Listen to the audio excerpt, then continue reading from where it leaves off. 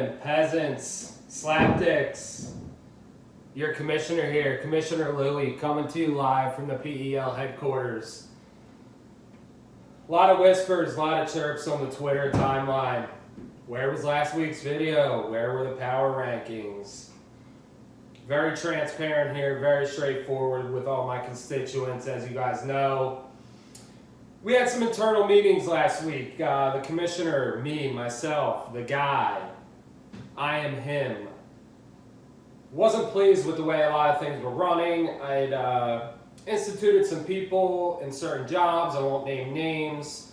Certain people were the cameramen. Certain people were the boom guys standing there, boom, mic, standing over. What's the old saying? If you want the job done right, you do it yourself. So, coming from the PEL headquarters, I am him, the guy, Louie. Everything being done by myself. Cameraman, boom guy, mics, graphics, music, intros, all done by myself. You may ask, who's videotaping? Magic of entertainment. All being done wirelessly. We have upgraded the headquarters here. I don't need anybody else. I am running the show right now. So I apologize for last week, but I had to get my ducks in a row. We have since fired the cameraman, fired the studio producer. I will be handling everything moving forward. For now on, once a week, every Tuesday or Wednesday, you will be getting your videos. I apologize. That is on me. Not well run last week. We have fixed that, nipped that in the butt. We are now on to week 4. Very exciting week in the PEL. People are making moves. People are falling down the ladder. There is 1-0-3 team, a couple 1-2 teams, a couple 2-1 teams, and 2 undefeated teams. Very interesting week. Let's get right to it. Let's get right to the week 3 recap. First off, we had the Elite versus Tyreek's Tykes. Tyreek's Tykes moves to 3-0. They beat the Elite. They beat Commissioner Louie. Gotta say, pickup of the year definitely helped this week. Daniel Jones, 36 points. Nothing you could do. Everybody laughed. They said the Giants suck. They looked at that draft pick. They said they're gonna be terrible for the next decade. They wasted their pick.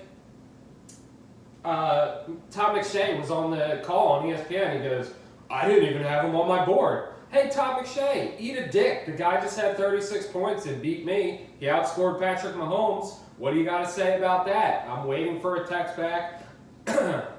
Excuse me, texted McShay, asked him, bro, are you that retarded? Did the hair gel from, what's the other jabroni's name that does the shit that has the poofy hair? It's slipping my mind right now. Did it get the fumes get in you? Where did that go? Everybody said he sucked. Well, he didn't suck. He looks pretty fucking good. You had him, Dalvin Cook, and T.Y. Hilton, big-time performances. 133 to 114, big-time game. Nothing I can say.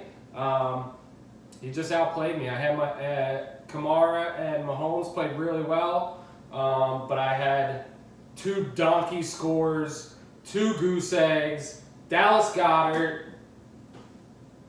As you can see, real quick, rocking the Deshaun jersey, out of my normal attire. The Birds need all of the luck, all of the mojo going into Thursday. So we're pulling out all the stops. Usually I'm not biased in these videos, but we need everything we can get this week, so we're rocking the home squad. But back to the game. Dallas Goedert drops the touchdown pass, would have had me some points. Ravens defense went into Kansas City, threw up a goose egg. Nothing you could do about it. He goes Daniel Jones, Dalvin Cook. He had 61 points right there. Derrick Henry, another solid performance. But that's really what won him the game. My bench, nobody really performed. Couldn't have put anybody else. He also had Sterling Shepard on the bench with 26 points.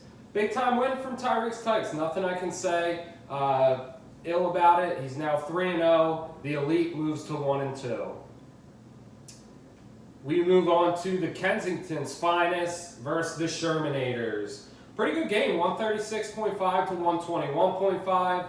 Kensington's Finest gets off the snide. The big Good job getting your first victory. Big time performances. Russell Wilson, 46 points. Fucked me over in the gambling side. Scored a meaningless touchdown with 2 seconds left. Backdoor cover against the Saints. That shit sucked. Terrible weekend on my behalf betting. Just buried it in there. Just kept digging the grave, shoving me in there. Zeke with 17. Russell Wilson with 46. Keenan Allen with 39. And just big time performances. Played everybody they should have. Shermanators. Tough week. Tom Brady, 23 points. 1, 2, 3, 4, 5 single-digit performances.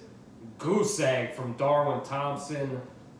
No idea who the fuck that is. He's a running back for Kansas City. Shady had a big day, so obviously he didn't touch the ball. Squandered a big performance out of Mike Evans, 44 points, and 23 out of Brady. Tough loss for the Shermanators. It's back to the drawing board. Got to see what we can do. I know he was in the timeline, throwing around some trade offers for DeAndre Hopkins. Tough day for him. He had 9 points. Will Drissley, surprisingly, 15 points. It's back to the drawing board, man. 1 and 2, you're not out of it whatsoever. Even at 0 and 3, you're not out of it. Fantasy very well could get in at a 500 record or one below. We now move to the snooze fest of the weekend, which was Hello Ladies versus Show Me Your TDs. Hello Ladies, 96-87, gets the victory. I guess they moved to 3-0, which from the outside looks really good. Not a great performance out of either team. Deshaun Watson carried Hello Ladies with 28 points. Next best points was Julian Edelman with 15.5. Nothing to really write home about here. Aaron Rodgers for Show Me TDs had 13 points. Cool. Tyler Lockett, high score for you, 29.5. You're now 1 and 2. Show Me Your TDs. Hello Ladies, big cushion. He's 3-0. He's one of the 2 teams with Tyreek Tykes, now 3-0.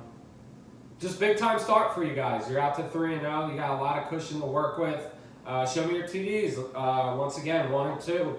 Not terrible. Got to get out there. You got to make some plays. Saquon Barkley out for 4 to 8 weeks. I would say he's out closer to 6 to 8. You got to find something. Leonard Fournette's the other running back. Running backs on the bench: Breda, Penny, Justice Hill. You might have to get to the waiver wire. The waiver wire is light. Was just on there about an hour ago. It is dookie booty. Nobody out there, so you might have to get on that phone, see if you can wheel and deal a little bit. Get on the line, see if anybody's trying to give up a running back. On to the next game, shaking off that juju versus Team P. Shaking off that juju with a master performance, 143.5 to 82. Shaking off that juju, Dak again, 21 points. I mean, he's in the MVP race. Cooper Kupp, 30.5. Mark Ingram, 36. Mark Ingram's been a great pick. He's been a beast. He got 5 points from James Conner, who's been very underwhelming, but it doesn't matter when you're going to get 30 from Cooper Kupp and 36 from Mark Ingram. You had 3 single-digit performances. It didn't matter because Team P, I warned you after week 1, the George Kittle, Zach Ertz experiment, as The Undertaker would say, R.I.P., rest in peace. You got to cut that. It's just not going to work anymore. You can't play 2 tight ends. They both had 8 points. That's not winning you anything. Your quarterback, Jimmy Garoppolo, he had 9 points. You had Phillip Rivers on the bench with 21.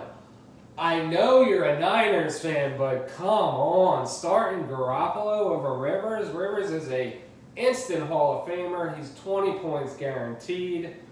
I mean, it wouldn't have made a difference. You got beat by 60. You got embarrassed, but you could have made it at least a little competitive starting Rivers, but you just started for uphill battle from the get-go with 2 tight ends and Garoppolo.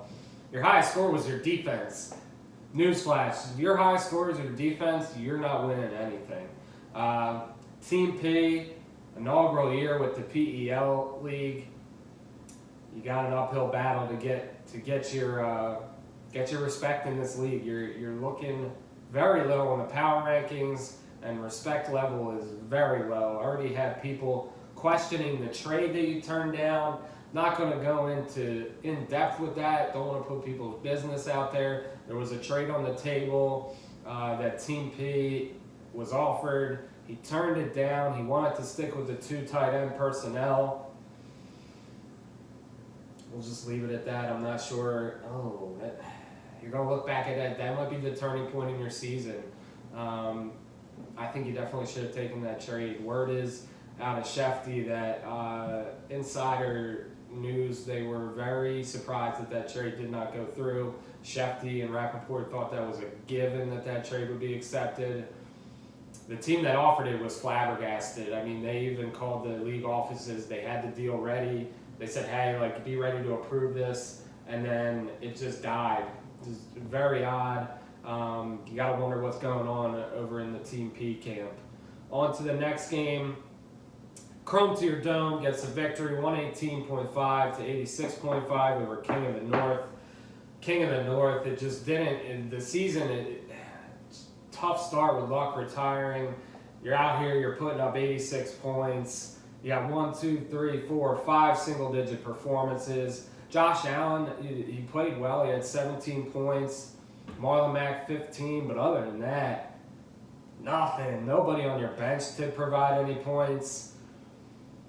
It's bleak, man. I know you got on there. You made a very, very intelligent trade to start, but you got to get out there. You might have to get on the phones again and switch up the team. I mean, at 0-3, you're definitely not out of it. There's plenty of football to be played, but you got to start making some moves. Chrome to your Dome, solid performance out of Lamar Jackson in Kansas City. Made it a game, 20 points. Solid 29 out of your running backs, 22 out of Darren Waller out of nowhere. Big time pick for him. Tight end in Oakland. Strong start to the year. You did have Jameis on the bench. Surprisingly at 28 points. But it didn't hurt you. He's not going to continue to do that. Great play to start Lamar. Good win. Chrome to your Dome now moves to 2-1. Right up there in the top of the league. King of the North. Last place. 0-3. We'll talk a little bit more about that in the power rankings. On to the 6th and last matchup. Closest game, great game. It's about damn time. Sneaks out a victory, 139 to 131.5 over All Day. You know you liking it. I don't want to say I told you so, but you started the year out chomping at the bit, coming at the commissioner, disrespecting the PEL league and logo, and what has happened? The football gods have striked you down. You come out, you put up 132 week 1, you lose to the commissioner, put up 170. You come out week 3, you put up 131.5, stiff arm to the face, you still lose. 2 weeks, you would have beaten everybody else except the team you played. Not going to say it's karma, but the other people that stayed quiet, got in line, respected the logo, they are winning games. You might want to take a step back, eat a piece of, as Zeke would do, eat a piece of humble pie, get back on the drawing board, and decide how you want to make a pence with the fantasy gods. They are obviously looking down on you, not very happy. 139 to 131.5. Matt Ryan, strong performance, 25. Julio Jones, 25. LaShawn McCoy, great start, 20.5 points. Greg Olsen, 22. The guy was calling football games for Fox at the end of the year last year. He's getting senior discounts at AMC theaters, and he's out here putting up 20.5 points. All Day, you know it. I mean, you scored 132. You had everybody performing. McCaffrey, 28. Wentz, 21. Phillip Lindsay, 26. It just wasn't good enough. I mean, there's nothing bad I could say. You're going to be high in the power rankings because your points for is spectacular. But you've just run into some buzzsaws. not much to say there. You just got to keep plugging along, and your schedule will kind of even out once we get into the meat of the schedule. You'll start to get some cakewalks. You'll get Team P, King of the North coming up, where you should be able to get some wins. Tough. 230-point performances and 2 losses. That's tough. That's going to be a big storyline moving forward. To finish up this video, we're going to go into our power rankings.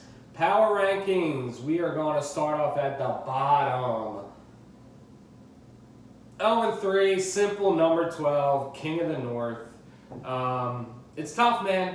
0-3, you're not out of it, but you got to get going quickly. You're at the bottom of the power rankings. There's nothing else to say. You're 0-3. Team P, you come in at number 11, 1-2. You got to get it together. You got to figure out a different way to run the 2 tight ends. You got to look to move one of those guys. Ronald Jones at running back, Jarvis Landry, Calvin Ridley at wide receiver. That is light. You got to go get a wide receiver. You got to upgrade the roster. Coming in at number 10, the Shermanators. So I'm chirping on the Twitter line that he wasn't ecstatic about his roster. Damian Williams, Peyton Barber. It's a tough backfield. You're going to have to get on the phone, see what you can do. Start some wheeling and dealing, see if you can upgrade the team. Coming in at number 9, show me your TDs. He is also 1-2. Number 8, the Bigga, Kensington's finest. 1-2, finally got his first win, climbing up the power rankings. Get back to the drawing board. You get a win this week, you get to 2-2. You're right back in it. Number 7, Kamish being the elite. Won't go too much into that and brag about my team. Still have Mahomes and Kamara, not discouraged, sitting at number 7. Chrome to your dome, number 6. You came in at number 6 on the power rankings. You are 2-1, solid 2-1. Number 5, I put all day, you liking it. Even though you're 1-2, you're very high in points for. You were snake baiting in 2 games, so you're definitely up there in the top 5. Number 4, it's about damn time.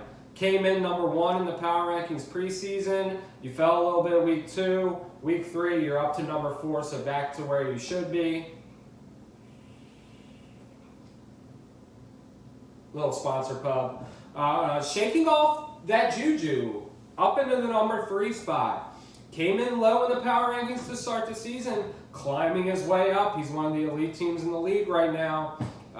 Look out for that team. He's got some promise.